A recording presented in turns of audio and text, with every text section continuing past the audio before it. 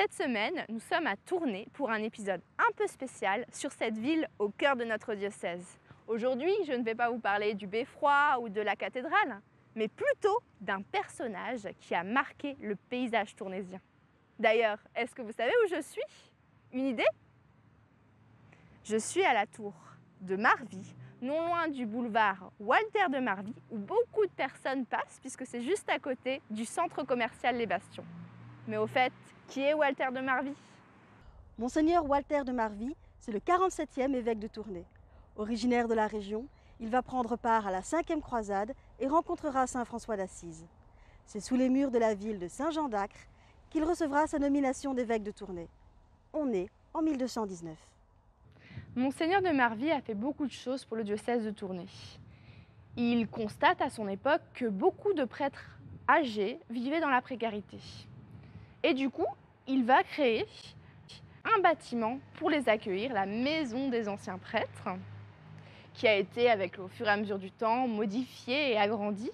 Le bâtiment est toujours en travaux, parce qu'en fait, il va faire partie du carré Janson, du futur carré Janson, un espace multifonction dans la ville. L'un des trésors les plus célèbres légués par Monseigneur de Marvy, c'est bien ceci, la châsse Saint-Éleuthère. Elle contient les reliques du saint et elle est portée chaque année par les habitants de Blandin lors de la grande procession. On peut d'ailleurs y voir Saint-Éleuthère sur le côté portant sa cathédrale. Monseigneur de Marvy a fondé des hospices et a ordonné la construction de nombreux bâtiments dans sa ville natale. Parmi les réalisations les plus marquantes, la célèbre Allodra sur la Grand Place. Si la Allodra a perdu de sa vocation économique, elle reste néanmoins un lieu de vie pour la population tournaisienne qui aime se rassembler pour vivre des événements culturels ou simplement boire un verre au marché de Noël. Monseigneur de Marvy est l'un des premiers à s'installer sur la cathèdre de l'actuelle cathédrale Notre-Dame de Tournai. Il y a juste un tout petit problème.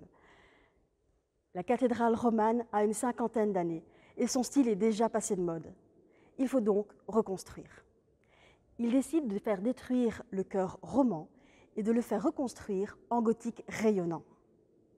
Les travaux débutent dans les années 1240 pour se terminer en 1255. Ça veut dire malheureusement qu'il n'en verra pas la fin puisqu'il décède en 1252. Il est pourtant inhumé dans le chœur. Vous nous avez suivis cet été sur les chemins du Tournaisis. Il est maintenant temps pour nous de poser notre appareil photo. Rendez-vous l'année prochaine pour de nouvelles aventures.